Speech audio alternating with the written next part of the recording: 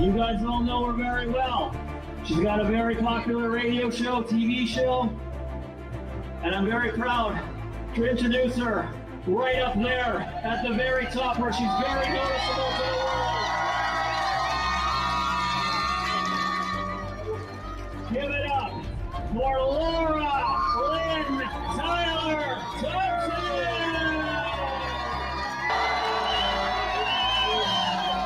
So I just want to declare something to you, that they're all talking about a second wave. You are the second wave.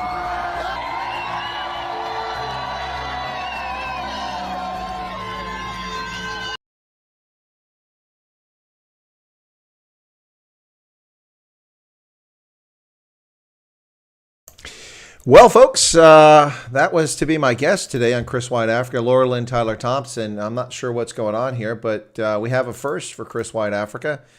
I don't have a guest who's scheduled to be on the channel right now, so my apologies. I don't know what's going on, what happened there. But at the moment, I do not have a guest who was scheduled to be on the channel, so my profuse apologies for that.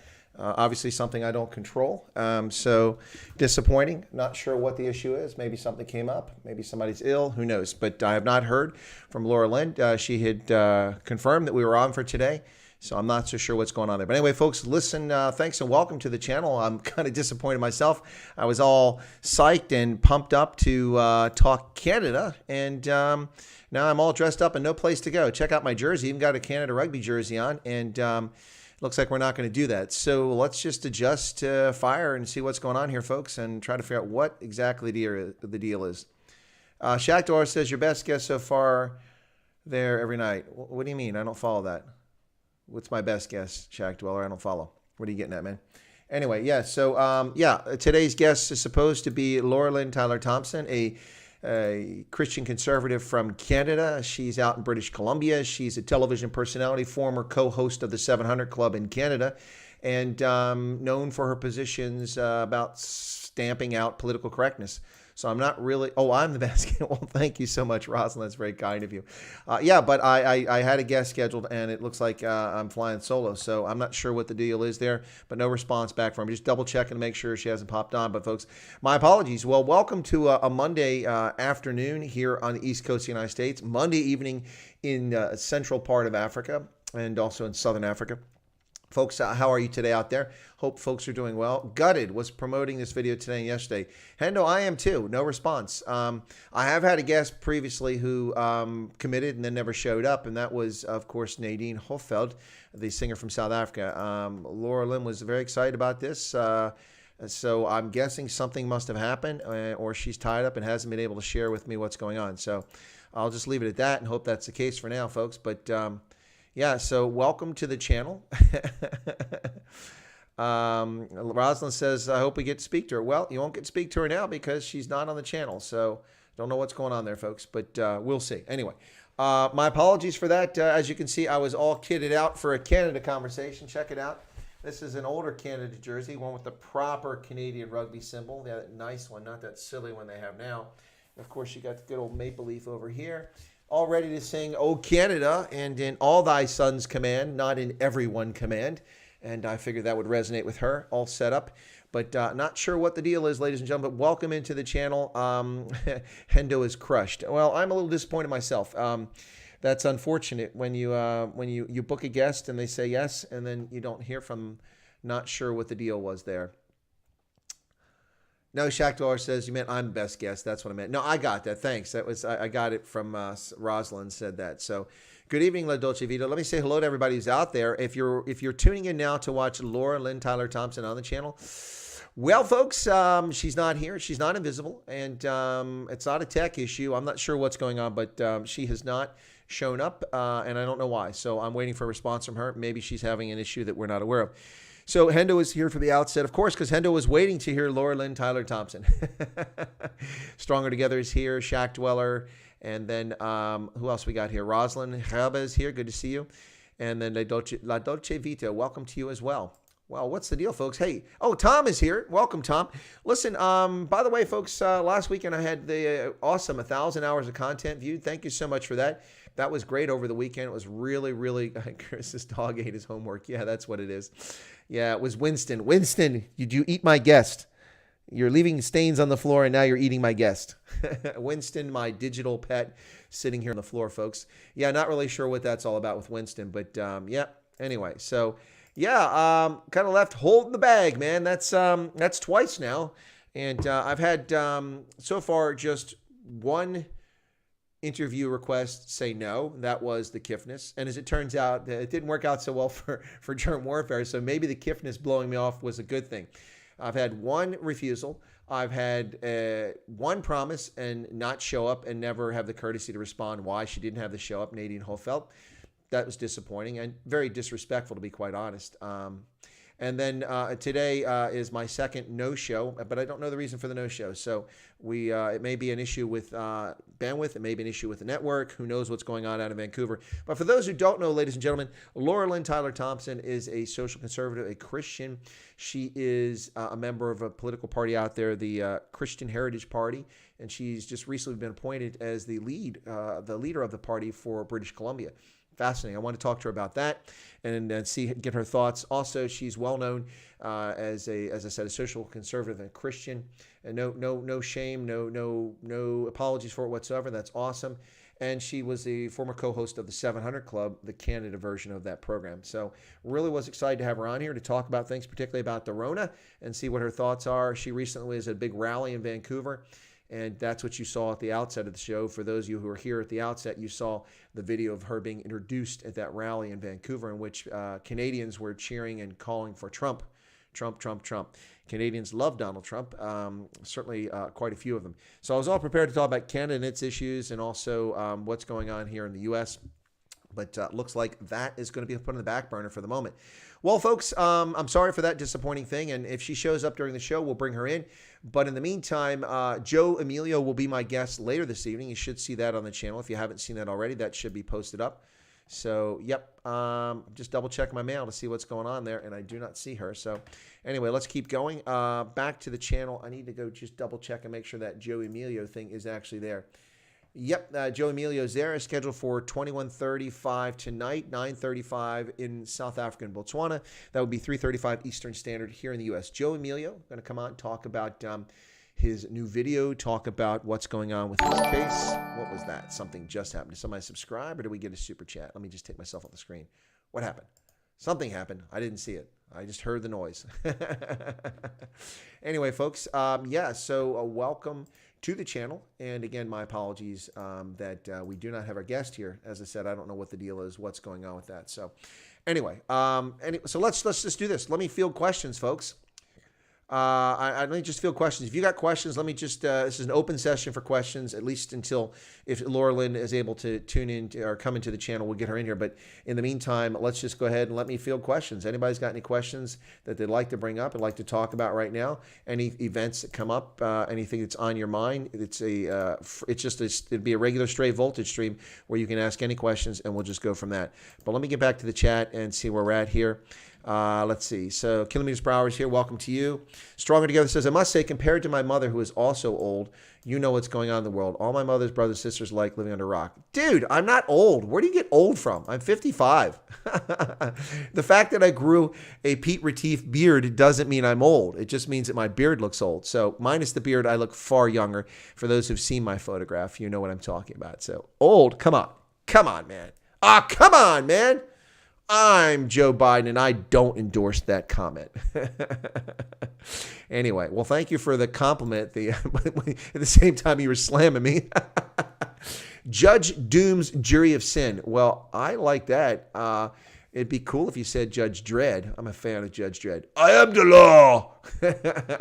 Paulie enjoyed the stream with Hugo last night. Learned lots. He's a smart chap. Yeah, he's a pretty clever fellow. He's been bombing my account all morning with all kinds of links and reviews and mentioning article things. I've had a hard time keeping up with Hugo since he's been bombing my chat. Yeah, occasionally you'll see me looking over. I'm just popping over to see if Laura-Lynn has popped in here, but she's not responded to my emails. That's a little disconcerting. But anyway, folks, let's discuss what's on your mind. So, welcome to everybody around the world, where you may find yourself today. Snow warning received Friday all over Cape and the Free State. Snow? It's springtime, isn't it? Isn't it springtime in Southern Hemisphere? Hi, Karen. Good to see you there. And what's going on with that, La Dolce Vita? First, you got earthquakes. Now, what's next? You're going to see locusts, a plague of locusts in South Africa. Is that next? Oh, my word, says Shack Dweller. Well, I would agree. That is quite an odd situation to see all that snow popping up, folks.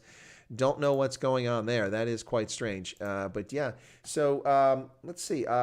If you tuned in specifically for Laura-Lynn Tyler Thompson, and that's why you tuned in the stream today, just say, put Laura-Lynn, put LL on there. If you LLT, Laura-Lynn Tyler, LLTT. Put LLTT in the chat if you tune in just to see Laura-Lynn today. I'm just curious because it looks like it's the usual suspects with Kaiser Sose here who show up just because they're very loyal stream followers and they enjoy the channel. So I'm curious. Okay, Hendo, you were here for that. Okay. Oh, Karen said she was here for me. Thank you. All right. No, I'm just curious to see because we have not a whole lot of viewers right now. I'm wondering if people are tuning in and tuning right out when they see that she's not here. So I'm just curious about that. So anyway, folks, if you could let me know, that'd be awesome. It'd be pretty cool. Just let me know and we'll see where we're at. By the way, folks, I just did a video. Oh, I have to finish that thing. There we go. Finish. Okay. I have a video coming up at, let's see, that would be at 8.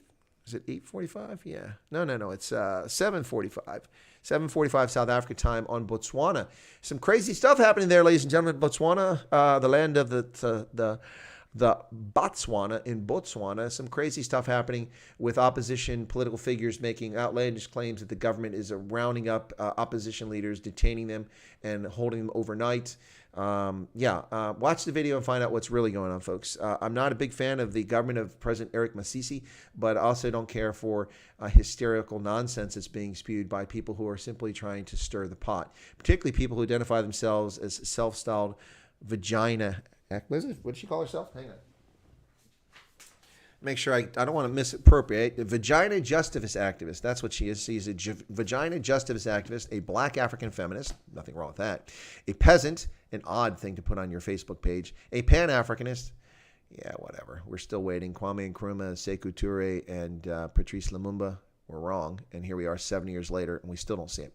A Muslim, that's her personal business. And hashtag Free Palestine. That's what she puts on her Facebook page. This woman who has called for violence and the use of Molotov cocktails, petrol bombs, and in order to intimidate and threaten the government. And she wonders why she was arrested and interviewed and interrogated by the law enforcement officials in Botswana. Well, it's because you're inciting violence, lady.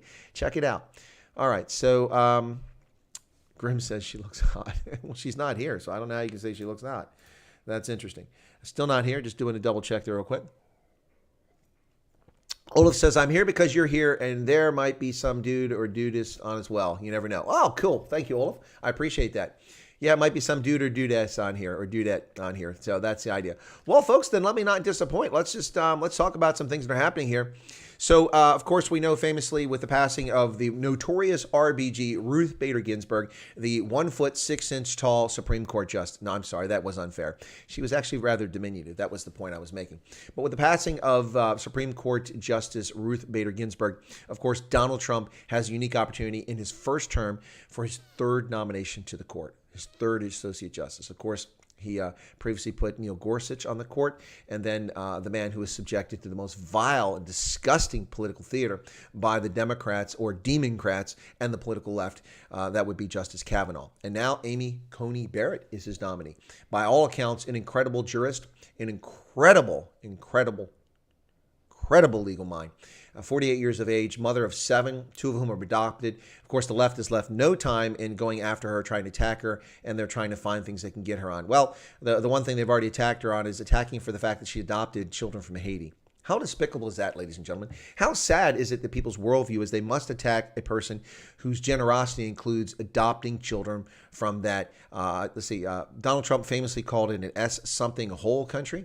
Yeah, he actually said that about Haiti, and it was fraudulently attributed to African countries. But anyway, so She adopted 2 children from that hellhole of a country and raised them. She's got 2 children who were born in Haiti, who are part of her family, a loving part of her family, and the press go after the children. They show no shame. Remember the disgusting, vile, comments from that human filth known as Rosie O'Donnell when Donald Trump was inaugurated, and she made claims that his son, Barron, was mentally challenged. You can see this is the left. The same people who claim that they're compassionate and can claim that one's sexuality is nobody's business, yet they attempt to out conservative Republicans calling them gay because they think that's appropriate. Ridiculous nonsense. Grim says the picture on your ad looks... Oh, yeah, I'm not here for you. Well, Grim, fair enough. I'm not here for you either. But welcome to the channel again, Grim. Good to see you there. Yeah, so again, I just keep checking my mail periodically to see if I've got a response. Nothing yet. I am getting ads from the Trump campaign endlessly. They do fill my mailbox up quite heavily, folks. Yeah, so nothing thus far. Anyway, so yeah, so Amy Coney Barrett. She is President Trump's nominee, and those hearings for her confirmation will begin on the 12th of October. And if things go as they should, she will be confirmed as an associate justice on the U.S. Supreme Court, replacing Ruth Bader Ginsburg. Well, the left is full of amnesia this week, ladies and gentlemen. I've watched endless stories about how Ruth Bader Ginsburg opened the door for women, how she made it all possible. Excuse me? Excuse me? What the hell are you clowns talking about? Ruth Bader Ginsburg was not the first female associate justice on the Supreme Court. No, that honor was a consequence of a nomination from a conservative Republican. Ronald Reagan nominated Sandra Day O'Connor to the court. Sandra Day O'Connor became the first woman on the Supreme Court during a Republican administration. Yes, don't let the left lie to you, ladies and gentlemen. That's where it started. And actually, a quite impressive justice she was. Yeah, Ruth Bader Ginsburg in her own right was impressive justice, although virtually all of her positions I find anathema to our Constitution and to civil order. Her positions in favor of abortion, the termination of life, the ultimate responsibility of public officials is to protect human life, not to help exterminate it. So she was in favor of that. She was also in favor of illegal immigration, undermining the sovereignty of this nation. How she could comport that with the Constitution, I do not know. But she was also a staunch advocate for women's rights. And she had a number of positions on the court, going after Virginia Military Institute for using state funds, taxpayer funds, to fund a exclusive male school, Virginia Military Institute. Not an unfair position. If VMI wants to be a school that's for males only, then it needs to make its money from private sources, not from taxpayer dollars. Taxpayers shouldn't be funding exclusive programs that exclude people when everyone should have an opportunity.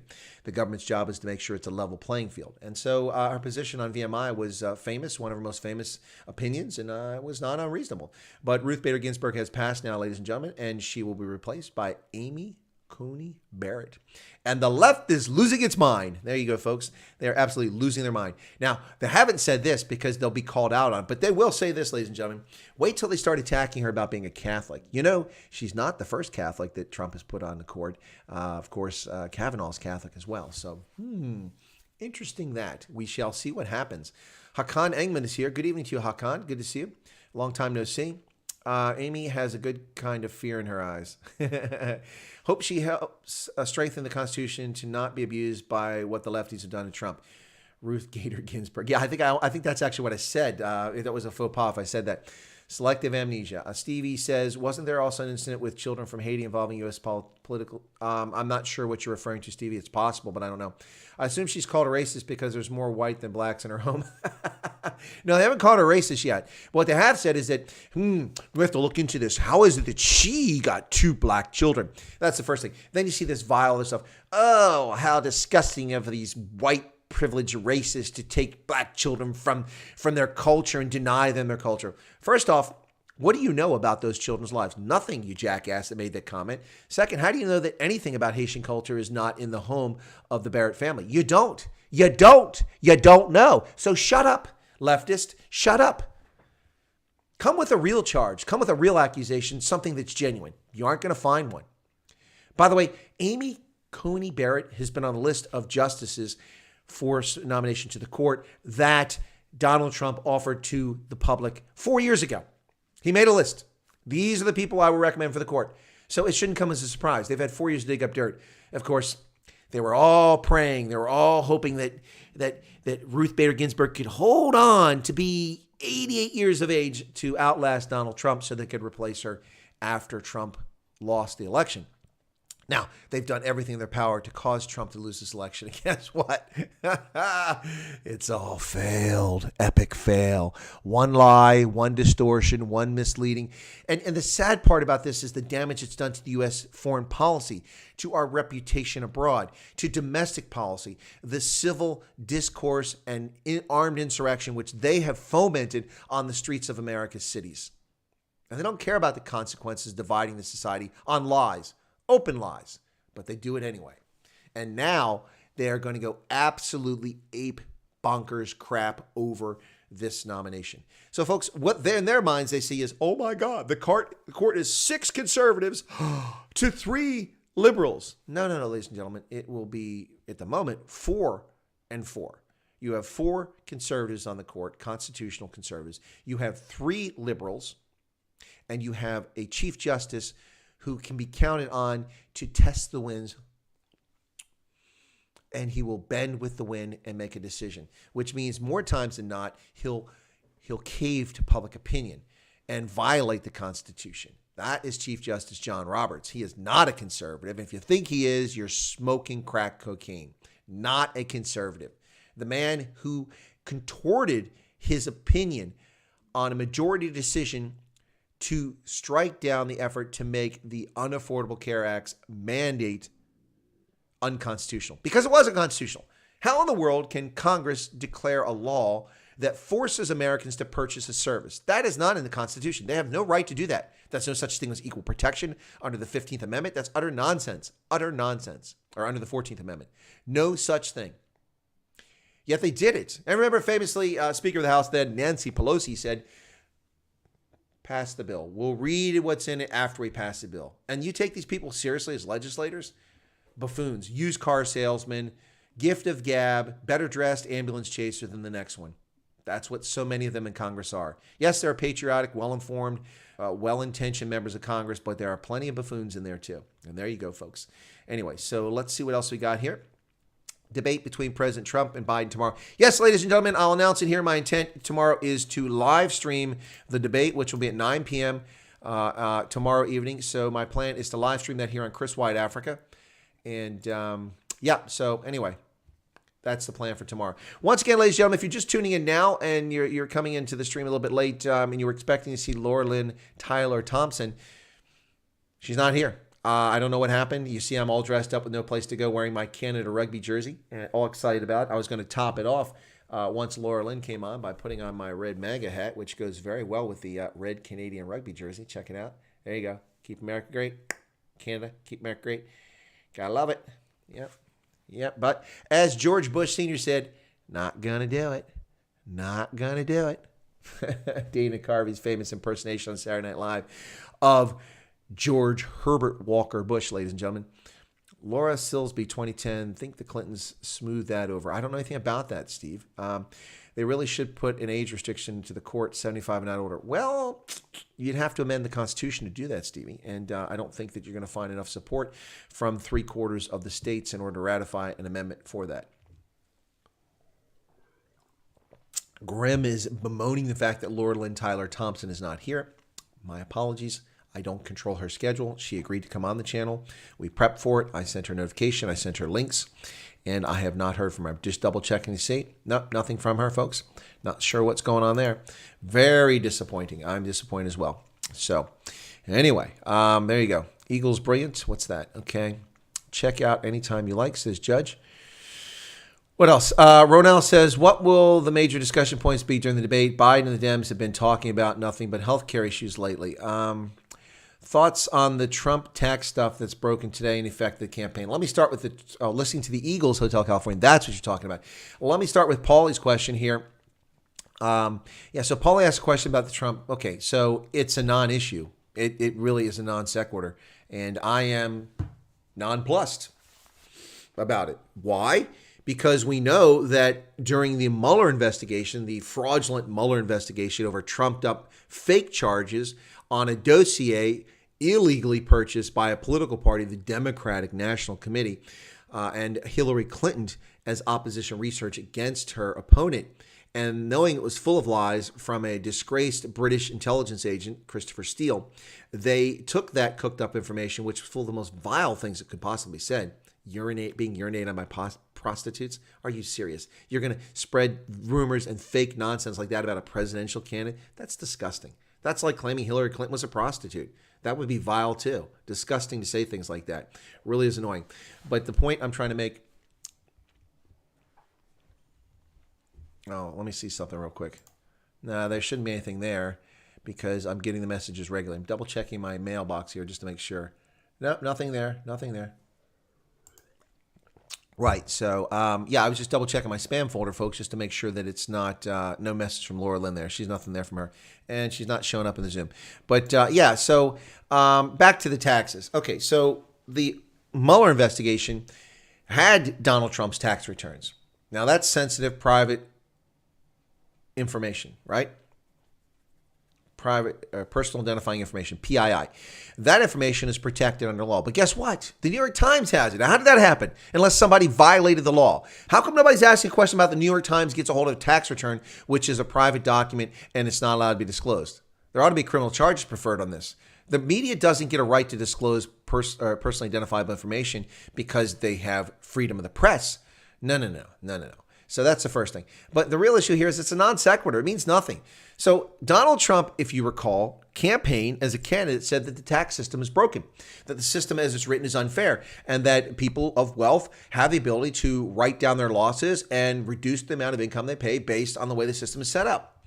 So basically what the New York Times is telling us that in 10 of the last 15 years, Donald Trump didn't pay any federal taxes. So they're confirming what Donald Trump said about our broken tax system. Okay, so Trump was right. What's your point? Also, some jackass made the comment, in 2018, Donald Trump lost $48 million. What an idiot he is. No, Donald Trump didn't lose anything in 2018. He isn't running his business. Genius. It's out of his control. He's running the country. He doesn't run his businesses. So those responsible for his businesses lost $48 million, not Donald Trump. And what? So what? The guy's worth $10 billion or $3 billion or $12 billion or $1 billion. It's money you'll never be able to count. So what's the point? So, Paulie, that's my view on the Trump. It's a nonsense. That's the bet. That's what they got on Donald Trump.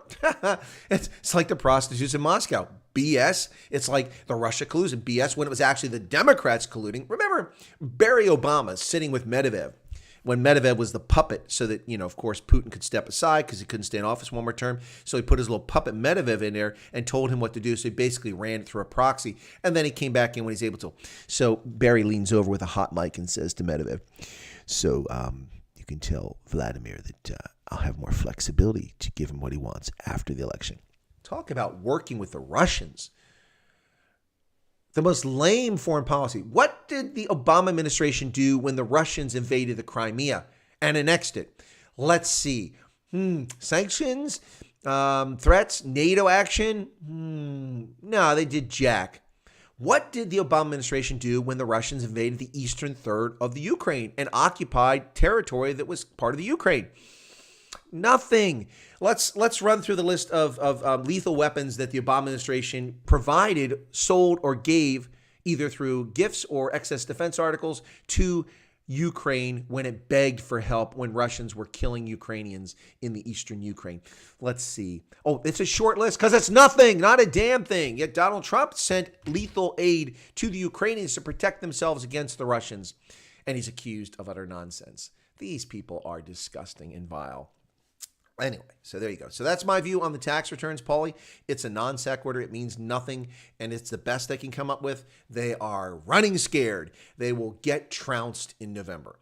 Even with the fraudulent mail-in stuff, because that's primarily taking place in states that are already no chance of any reasonable person getting elected. Only lunatic leftists can get elected in those states like California, Illinois, and a handful of others. New Jersey. So we'll see what happens, but that's a non sequitur in my book. Ronell says, what will be the major discussion points during the debate? Okay, Ronell, let me help you out. So, ladies and gentlemen, I'm Chris Wallace. Welcome to the Fox News-sponsored presidential debate between President Donald J. Trump and his opponent, former Vice President Joe Biden. So let's start the questions. President Trump, is it true that you pay prostitutes? What kind of question is that, Chris? Vice President Biden, what's your favorite color? Blue. No, it's yellow. President Trump, did you use Air Force One to travel to Asia to meet with Kim Jong-un? Yeah. What's your point? It was foreign policy. That's what the plane's there for. Did you want me to use my helicopter? It won't go all the way across the Pacific there, Chris. Thank you, President Trump. Former Vice President Biden, what's your favorite holiday location? Ladies and gentlemen, that will be the tenor of the debate. I've predicted it right here. Does that help, Ronell? Who knows? They're going to ask about the virus, of course. Chris Wallace will ask a question like this. President Trump, do you not feel responsible for the needless death of 200,000 Americans as a consequence of your government's response to the coronavirus pandemic? And I'd have been like, if I was Donald Trump, I'd be like, Chris, are you serious? That's a real question. Are you not familiar with our system of governance? This is a federal system. I don't control the public health situation in states or municipalities.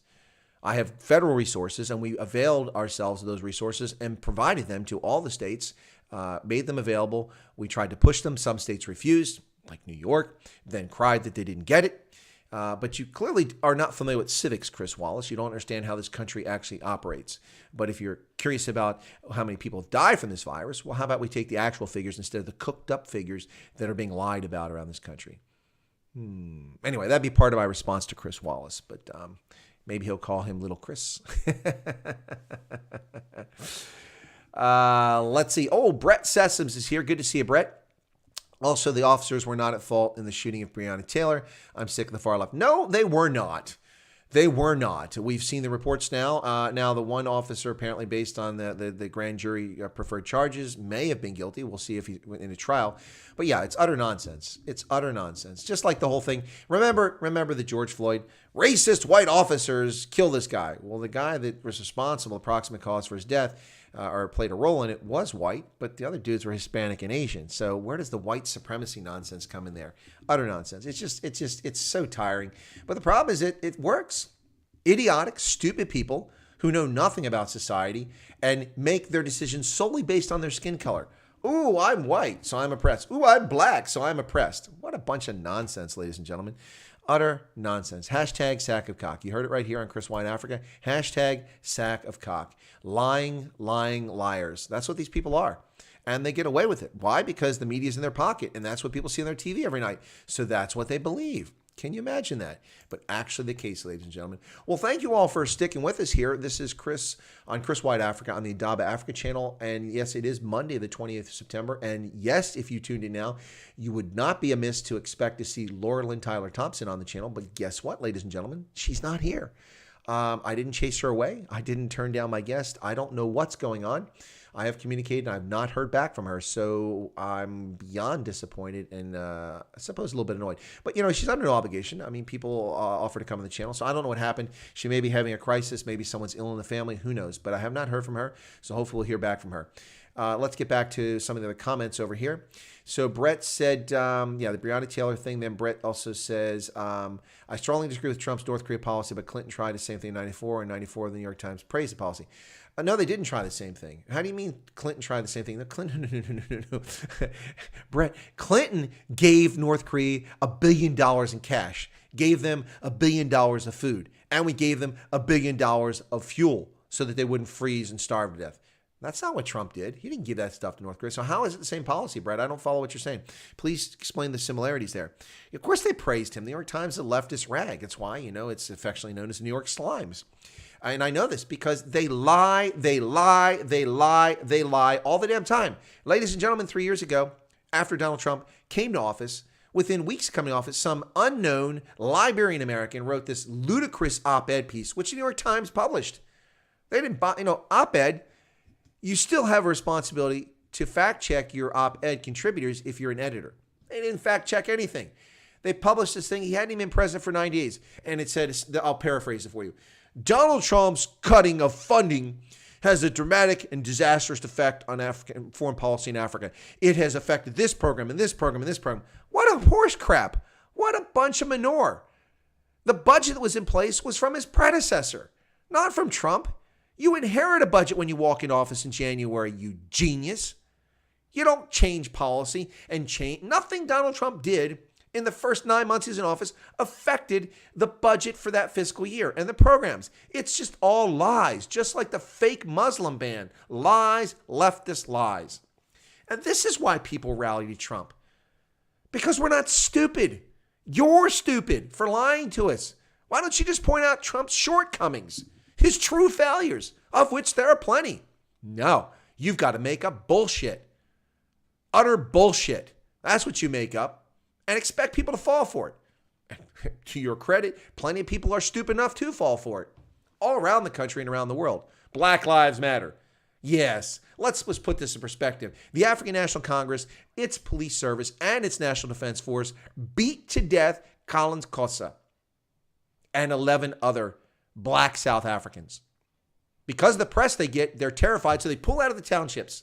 And there's no more policing in the townships. They only harass South Africans who live in formal settlements and suburbs and places like that, criminalizing nearly 250,000 South Africans while the Minister of Police crows about it. Back in Chile, we have charged 250,000 South Africans with crimes. So happy about criminalized law-abiding citizens for the heinous capital offense of surfing. Because in the water, you get COVID-19 from sharks. Mama, shark, shark, shark, shark, shark. We'll do that little shark dance, right?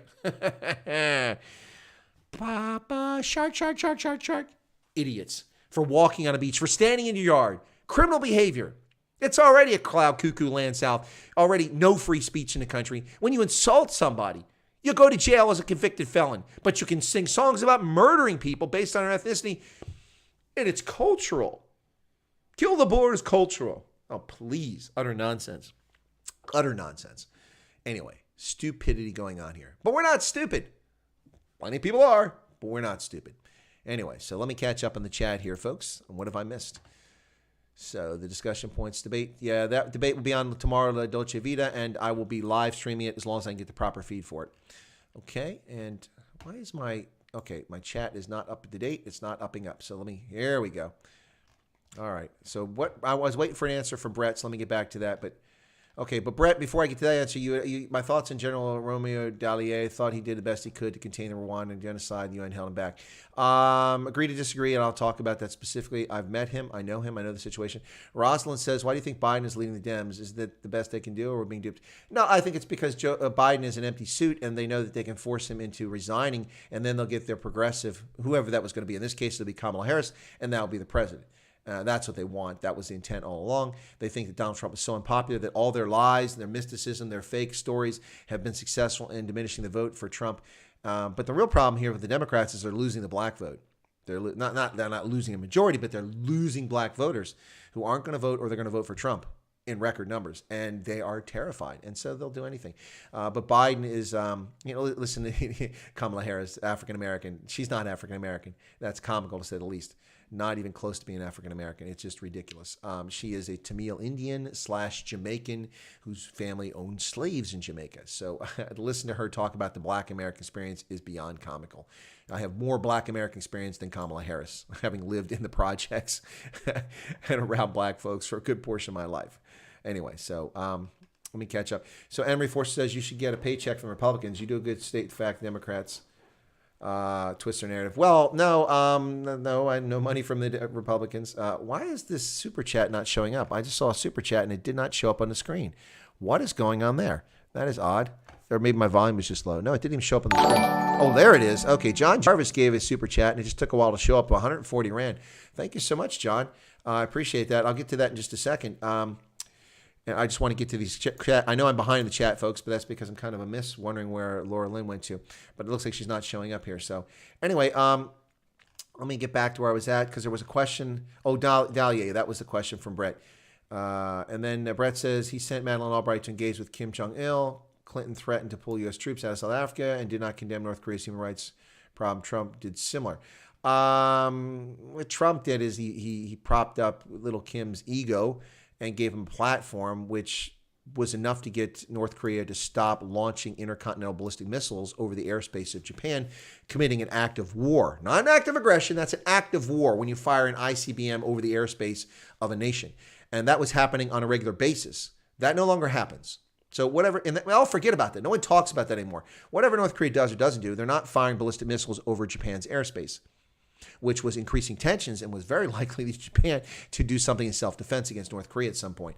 But nonetheless, and I'll get to your Dahlia thing in just a second here. I'm going to send you an email with David Eichel's speech in Central London over the weekend. Okay, thank you. 40,000 people there. Brett says, now Trump has kept the sanctions against North Korea in place, which Clinton did not. Okay, so there's a difference there. So, Brett, I'm not sure, he did something similar. They're all trying to find a way through it. But the bottom line with North Korea is the only way that's going to anything is, baby shark, do, baby shark, do.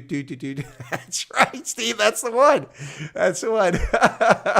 Grim says, you're brilliant. I love it. I hope the savages you speak of are listening. I'm sure they are.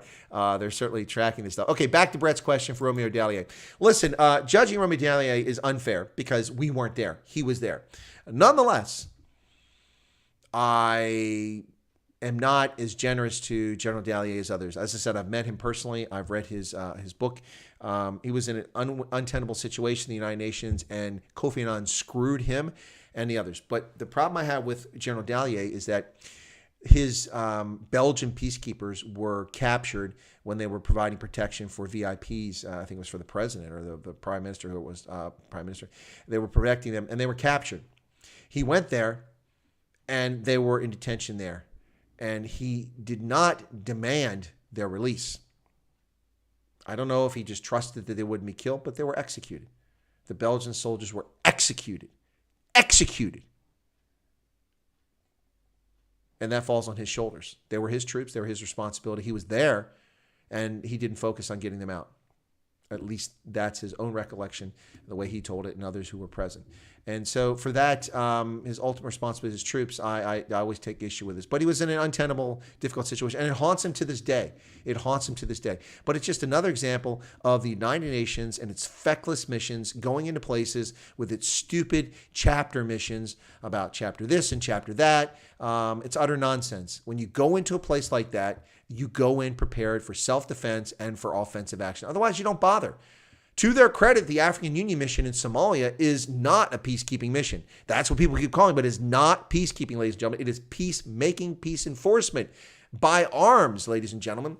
And it was a failure in the early stages because, number one, they weren't doing a peacemaking and peace enforcement mission. They were trying to do peacekeeping. And number two, they were inadequately equipped and under strength. But when they beefed it up with the arrival of Ugandan People's Defense Force troops, things changed. When the Ugandan People's Defense Force received endless training from the United States through the Africa Contingency Operations Training Assistance Program, as well as equipment from the United States and other partners, and deployed that stuff, they were better prepared, and they went on the offensive against Al-Shabaab. And things began to change. But the African Union mission in Somalia is not a peacekeeping mission, and that's one of the reasons why it's had a modicum of success. But the mission in the Eastern Congo from the United Nations, what a disaster. How many rapes has it prevented? 0. How many deaths has it prevented? 0. It's contributed nothing to peacekeeping in the Eastern Congo. And the Kivu is an utter disaster. Utter disaster. Should we go back to the 1960, the first United Nations peacekeeping intervention in the Belgian Congo? Shall we do that? Shall we talk about the Irish company that was abandoned? Yeah. Jadotville. Remember that? The siege of Jadotville? Brilliant film came out recently, which is very historically accurate. They screwed over the Irish company, putting him in position with Katangan forces that put them at jeopardy. It's a miracle that they survived. The brilliant leadership of their commander, who was a major and did a brilliant job. Well, commandant, they call him the Irish military. But that company returned in infamy to Ireland and was treated with shame. But they held their own. They did the right things. They were put in untenable positions. But that's the United Nations, because politicians play the game with people's lives, civilians and military. And so getting involved in the United Nations mission is a very much a situation fraught with danger. And Dallaire was appointed there. You never see American generals in charge or British generals in charge of these forces, do you? Because then it would work. Then it would work. Now, that's not to say there aren't capable officers from Pakistan, from Bangladesh, from Canada, from all these other countries.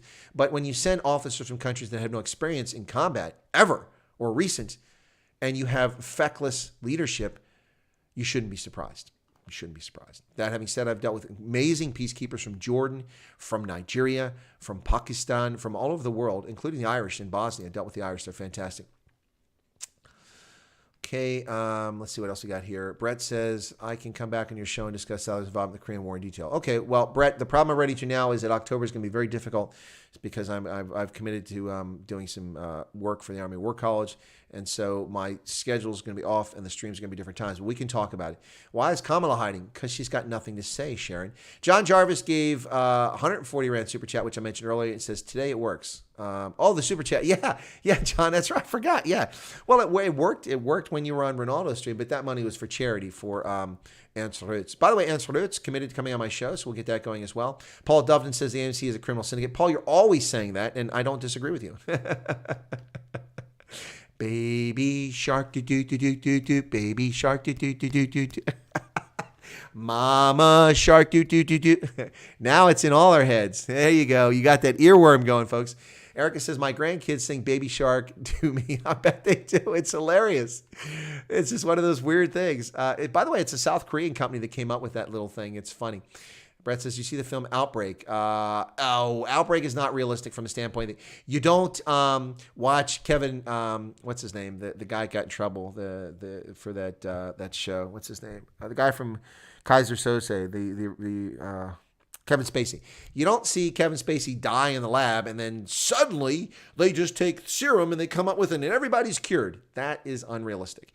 But the movie Outbreak was based on historical events and facts, even though it's fiction, drawn from the book The Hot Zone by Richard Preston and also by works by C.J. Peters, a epidemiologist from USAMRIID, United States Army Medical Research Disease. Anyway, the institute that's at Fort Detrick, Maryland. They took actual events, the emergence of Ebola back in the 1950s in the Congo, and they kind of strung it together in a fictional narrative. So it was entertaining. It was funny to see Dustin Hoffman playing an Army officer. That was pretty entertaining. Of course, we also saw some other good performances in that movie. But I thought Outbreak was pretty good. It was pretty good, but it was Hollywood, that's for sure. Let's see. Brett says, I love the film, The Siege of Jadaville. In my opinion, the film was 100% accurate. Also, the UN should have backed the Katangan rebels. Katangan needed its independence. Well, had they done that? Oh, there you go. There you go, Tom. Iron Major. I used to be called the Iron Major a lot. That was pretty cool. The Iron Major is a nickname for majors who get the job done. They're made of iron. They're solid and they get it done. Leadership and execution. So it's just kind of a nickname. I used to be called the Iron Major. I loved it. The Siege of Jadaville was very good, Brett. It was a brilliant film, brilliant acting in the film. And if the UN had backed Katangan independence and Moise Tshombe, the history of the DRC would be very different. And I suspect that we would see 3 countries today and we wouldn't see the conflict to the degree we see it. Absolutely. Maybe in the Kivus, but not elsewhere. Let's see. Kevin Spacey. Yep, that's the one. Earworm. Trump reminds me a lot of JFK, says Tron together. Well, it's interesting because JFK was a Democrat, but look at his positions, lowering taxes from the 90% tax rate to a reasonable level. Also, his foreign policy, he ruled much more as a conservative than he did as a Democrat, which is ironic. Nigel says we need 10,000 Tom Cruises on Mission Impossible to sort the world out. No, we just need a few Jason Bourne. That's what we need. That's right. The Bourne Identity. What an incredible film the first time you see it. It's still a great film. That was not Ben Affleck, but what's his name? That was a brilliant film. I love that movie. Fantastic, fantastic. Well, folks, for those of you who tuned in to watch Laura-Lynn Tyler Thompson on my stream today, my humblest apologies, my severe apologies, because guess what? She's not on the channel. I'm not sure what happened, if she's been delayed or not available, but she is not on the channel today, much to my chagrin. So, folks, thanks for sticking with the show. I appreciate it, and I apologize she's not with us today. But we will have Dodgy Joe, folks. That's right. Dodgy Joe will be on the program. Who am I talking about? Joe Emilio. He'll be on the program later today, folks. So looking forward to that. 9:35 South Africa, Botswana time, 3:35 Eastern Standard Time. Looking forward to Joe Emilio on the program, folks. So that should be cool. Tune in a little bit later, and we'll see what's happening. Yeah. No, it's well, it was very. It dawned on me here. Maybe she's thinking that it's noon Pacific time. But the problem with that, folks, is that noon Pacific time. I very clearly put it in the email that I sent to her and said 12 Eastern Standard Time, 9 a.m. in Vancouver. So maybe she'll pop on later on. If she does, then we'll have to do a half-hour stream with her.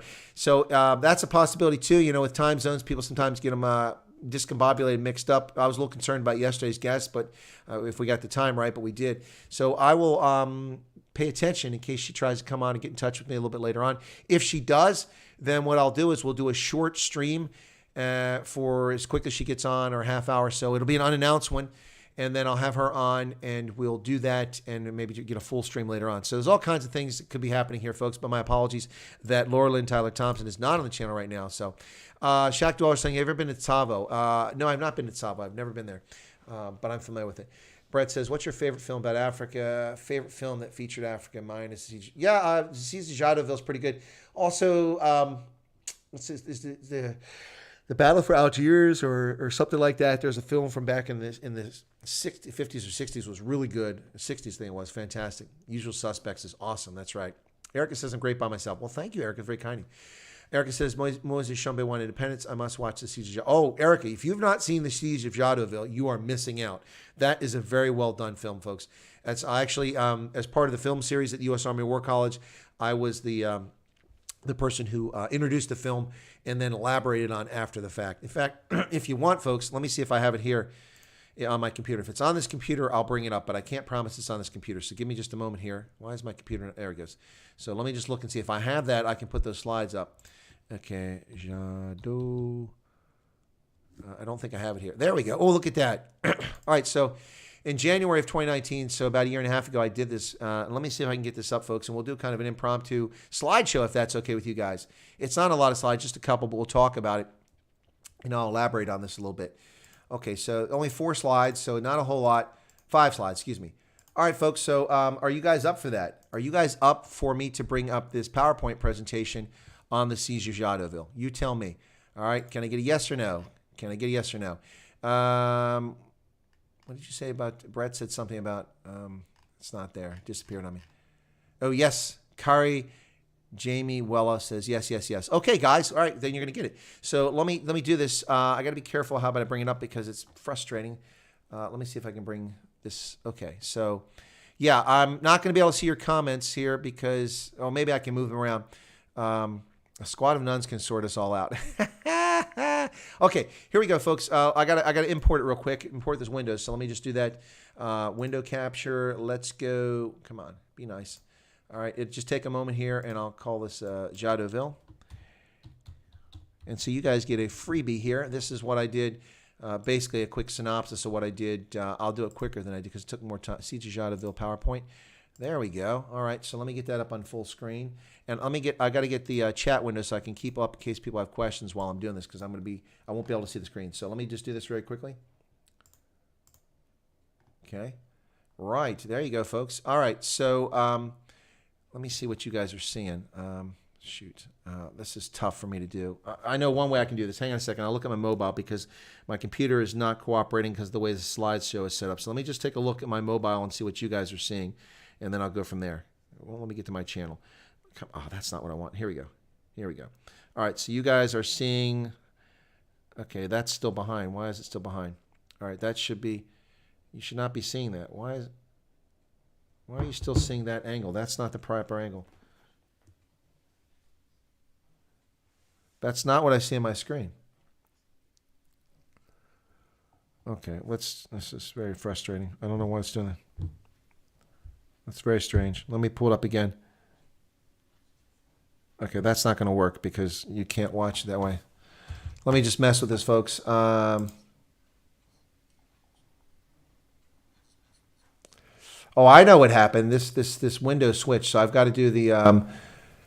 That's what it is. I've got to change this so that. Come on, slideshow. There we go. Use presenter view. There we go. Okay, so.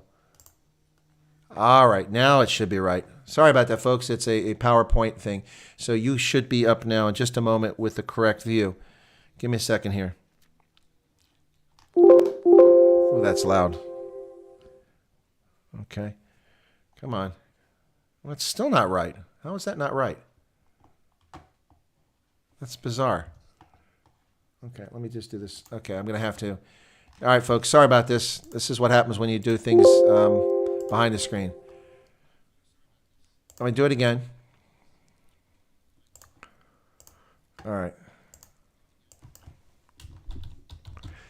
Get to this. All right. Well, now we don't have Laura-Lynn Tyler. Now we got this nonsense going on. Okay. Is it this one? There we go. All right. Now, does that show up? Let me see what the... Okay, that's not perfect, though. What I've got to do is make that fit the screen. So give me a second here. Transform. Fit the screen. There we go. All right, now we're ready. You guys ready? Thanks for your patience. All right, here we go. All right, okay, so now we're going to get started, folks. Let me go ahead and get started with this, and let me get my chat window back here. There we go. Okay, so now I can see what's going on. Okay, so this was the movie The Siege of Jadotville, which was on Netflix. Fantastic movie, an original Netflix movie, folks. This is about the United Nations intervention in the Congo from 1960 to 1964. So here we go, ready to rock. We are coming up on 1 hour, but let's get going. Okay, that's not what I want. Okay, so I've got to, why is this not? All right, so these are the key players that were involved in the Siege of Jadotville. Now, I don't see them coming up on your screen. Why? What is going on with this thing? Ah, that is bizarre. This just isn't right, folks. I don't know why it's doing this. I've used PowerPoint on here before, and it worked, so I don't understand why it's going on. Okay. That's bizarre. I don't understand what's going on there, why it's doing that. That's just really strange. Okay, what I'm going to have to try to do is go back to what I did before and see if it just won't come up.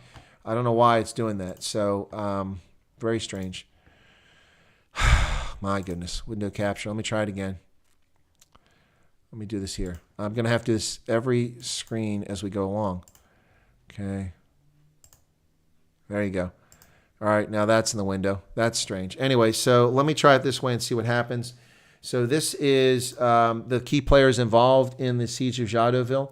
And so we're talking about the Congolese Prime Minister Patrice Lumumba.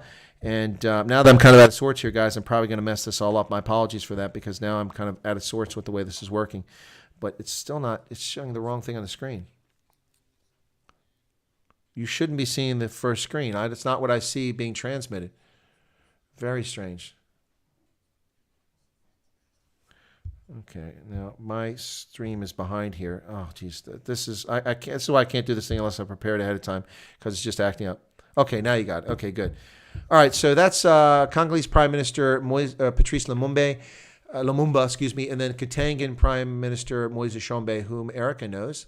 She actually knew personally. And then that's Commandant Pat Quinlan. Commandant is the equivalent of a major in most militaries. So there you go. So that's Pat Quinlan. And, of course, Dag Hammarskjöld, who was the United Nations Secretary General. When this unfolded, he died in a mysterious plane crash. The supposition is that it was shot down when he went to the Congo on the 18th of September, 1961. So that's the players. Okay, now let's jump ahead here to the... There you go. This is the map. You can see what we're talking about. That is really kind of what almost the three boundaries of the Congo ought to be. A little bit of change there. Not quite, for instance, Lulabourg ought to be in Katanga. But anyway, so this was, you had three different groups. You had the government of the Gizenga in the east. You had the Kasavubu Mobutu government in the west in 1961. And you had the Katanga secession movement in the south. All right, so you... Hendo wants me to check my WhatsApp, but that's just going to delay things a little bit further. So what's he telling me to do? I'll do that. So there's nothing in my WhatsApp. Anyway, so I'm not sure what you want me to check in my WhatsApp. Anyway, so Republic of Katanga declared its independence the 11th of July, 1960, État du Katanga, or in local language, Jimbu la Katanga. So Katangan Prime Minister was Moise Tshombe, and this had a lot to do with a mining company there, the Union Mining Company of Upper Katanga, which was in existence from 1906 to 1966. They were banking on being able to continue to do business and mining in the region if they backed the secessionist independence movement of Moise Tshombe. The country was dissolved in January 1963, so it was about 2.5 years existed. That's the Katangan national flag you see down there. Isn't that pretty cool? Those little three jumping jacks. Well, this was the setting of the siege of Jadotville, which took place from the 13th to the 17th of September 1961. The Irish infantry company commander was Commandant Pat Quinlan, who was 42 years old at the time, folks. That's a picture of him sitting there in the Congo with his pipe. Now, what's interesting is that this was Alpha Company with 155 soldiers from the 35th Battalion of the Irish Army with the United Nations mission in the Congo. Now, there had been a Swedish and Irish infantry company of peacekeepers that were around Jadotville, but they were both withdrawn just before they put the Alpha Company in there. Now, why that happened still remains unclear. There's a lot of supposition and conspiracy theory as to it. But the Belgian foreign minister had asked the United Nations Secretary General to protect local population. Of course, that was Dag Hammarskjöld. He said, I want you to protect the local population, which included lots of Belgian settlers. Folks like Erica's family who were there, whom he claimed were not protected. But the problem, ladies and gentlemen, is when the Irish company showed up, they were not welcome. Both the Congolese from the region and Belgians who lived there and others, French, that wasn't just Belgians, but they were not happy that these peacekeepers were there because they were backing Moise Tshombe and independence, and it was a real problem. So those folks were pro-Katangan, and there was a lot of anti-United Nations sentiment. So here's what happened. Let's just roll back the clock. The first was a UN Security Council resolution on July 14th of 1960, which is a response to requests from Lumumba for the UN to do something. So Belgium is to remove its military personnel from the Congo, and the UN would provide military assistance to the Congolese forces, which was little more than an armed rabble. And they showed that with their behavior in Kinshasa, raping, murdering, and looting people right on the streets, robbing cars and such. So the UN Security Council passed another resolution on the 22nd of July, affirming that the Congo should be a unitary state. In other words, there should be no Katanga, no secession movement. It must be a single country. That was the UN resolution. Now, this strengthened the call for Belgium to withdraw its forces, which they started doing. On the 9th of August, there was a UN Security Council, and for the first time ever, it mentioned Katanga. In the previous unitary state resolution, there was no mention of Katanga, and this explicitly allowed UN forces to enter Katanga in August 1960.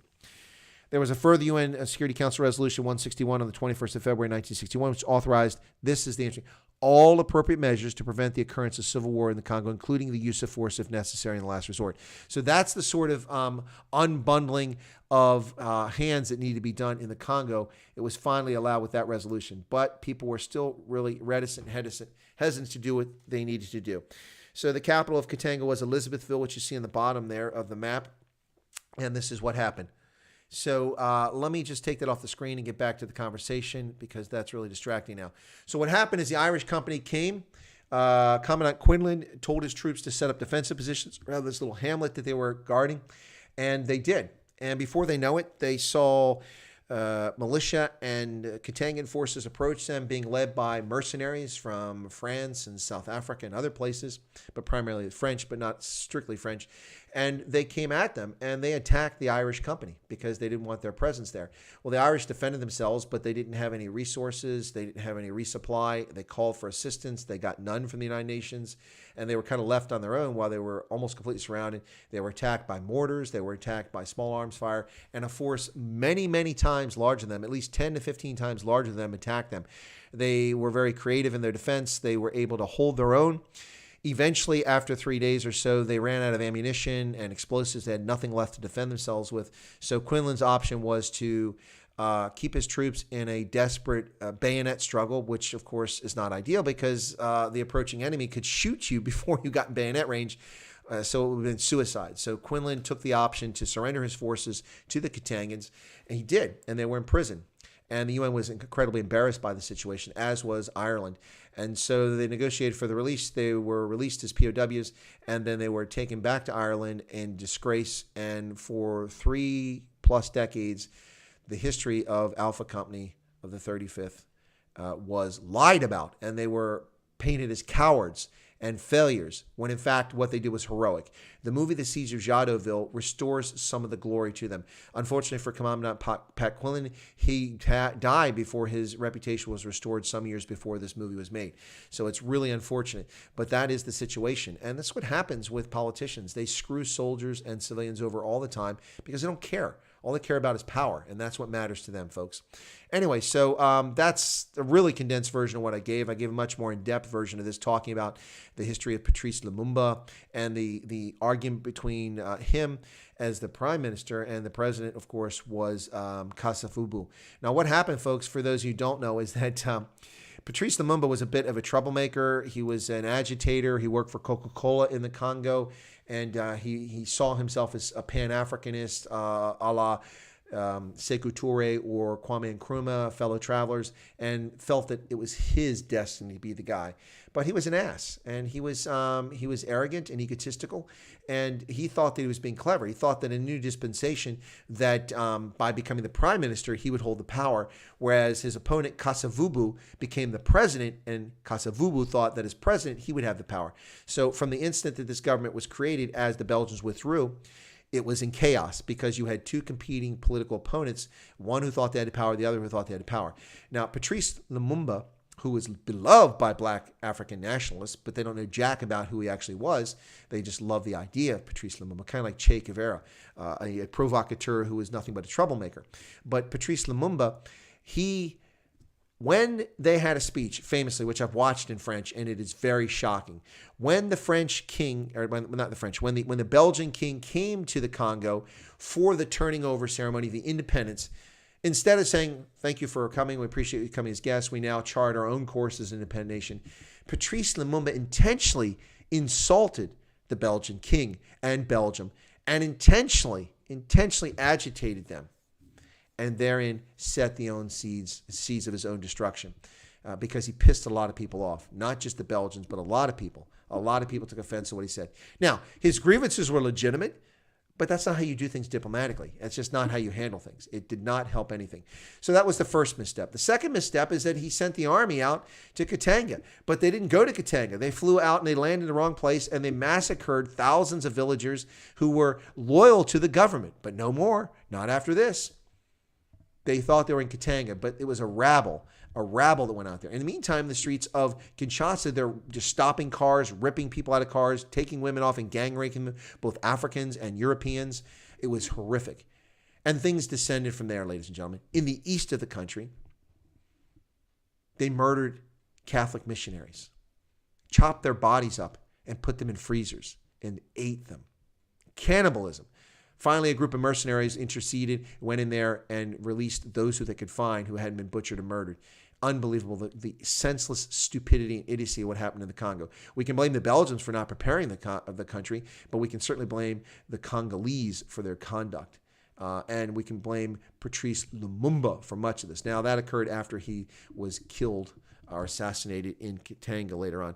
But later on, he was delivered by his enemies to the Katangans, and he wound up dead. And so Patrice Lumumba's son is still around. He's quite an interesting fellow, and not at all like his father, and very, I guess, forgiving in the context of thinking about what happened. But Patrice Lumumba is not the great Pan-Africanist patriot that he's painted out to be. He was a provocateur. He was an egotistical, vain man who was arrogant and was bent on having power for himself. Not because it was an interest of Congolese people, but because it was an interest of his ego. That's the bottom line. And so if you actually follow Patrice Lumumba and you listen to the interviews, now I've seen lots of apologists, leftist Belgians who were his friend, this one guy who's interviewed endlessly and talking about how he was undermined and said, well, yeah, of course he was undermined. He was pissing his own countrymen off, and so they turned on him.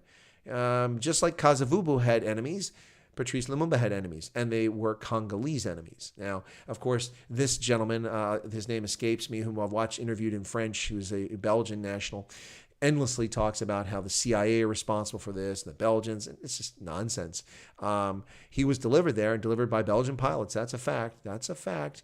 Delivered to Katanga as a prisoner, and they abused him, and the Katangans are the ones who killed him. But the argument always been is that the CIA was present and they endorsed it like, go ahead, kill him now, shoot him now. Anyway, and it really isn't germane. If Lumumba hadn't been such an egotistical bastard, the history of the Congo might be very different, and millions of people might not have died as a consequence of the conflict that started in 1960 and has never ended. It's never ended. King Leopold. What about King Leopold? He was a nasty fellow. By the way, the Congo was not a colony. It was his personal property. That was part of the problem here with the Belgian Congo. It belonged to King Leopold. Eventually, it became a Belgian colony because they took it from the king, but initially it was a Belgian colony. It was his. It was not a Belgian Congo. It was his. It was his personal property. Once again, my chat is not updating. Okay, was the Belgian king really that brutal with rubber tapping? Yeah, it was. There is a book by Edward Morel called Red Rubber. There's a lot of famous things exposed at the beginning of the 20th century about what was happening in the rubber industry in the Congo.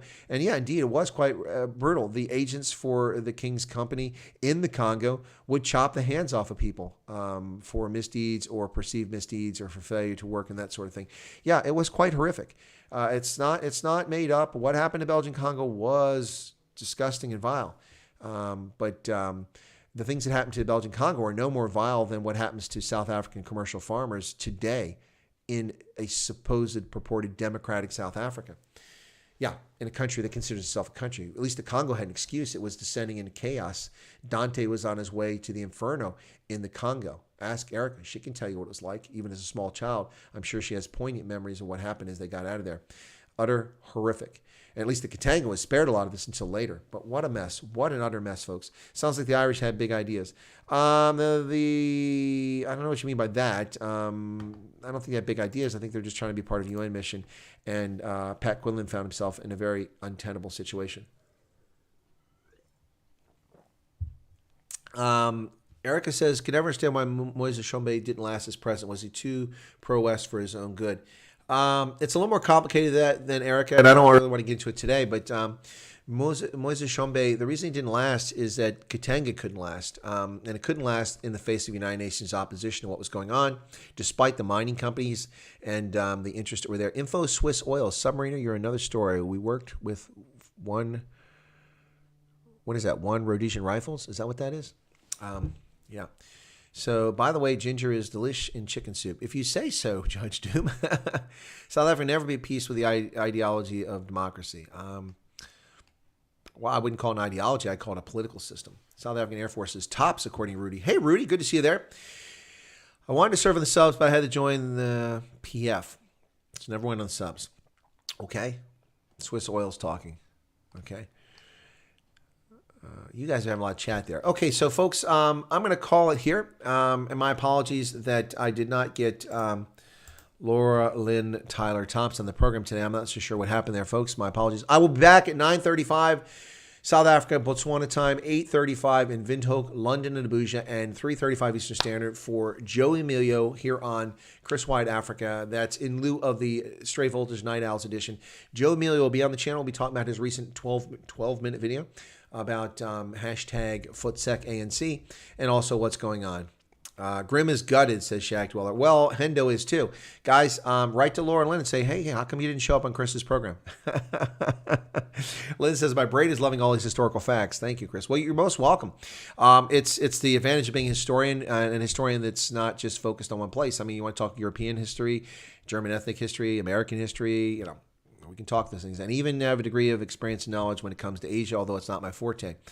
All right, so Nigel, you're most welcome. Anyway, folks, that's going to be it. I'm going to close out here, and please come back later on. Again, my apologies. If I can figure out what happened and she gets a hold of me, I'll let you know. And if we can reschedule, we'll reschedule for Laura-Lynn Tyler Thompson to come on the program. If it's simply a confusion about the hour and she comes on in a couple hours from now, then what I will do is I will do an impromptu stream with her for a short time. We'll explain what happened. We'll talk a few things, and then we'll cancel it, and then we'll do it at a later date, just so that we come on. So if you see an unexpected, Chris is live streaming, that'll be what it is today. All right, folks, thank you so much. Really appreciate you being on. And I look forward to getting Laura-Lynn Tyler Thompson on the channel later on when we sort out whatever's going on. And thank you so much for being on the channel, folks. And we'll catch you here in a little bit on Chris White Africa. Thank you for your patronage and for your support to the channel. Also, thanks, John, for the super chat, the 140 Rand. Glad it's working again. Appreciate that. It's very kind of you.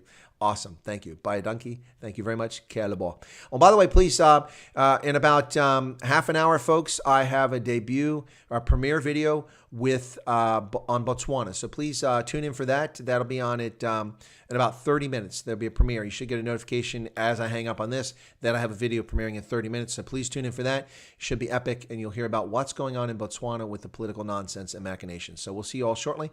God bless, and thank you very much.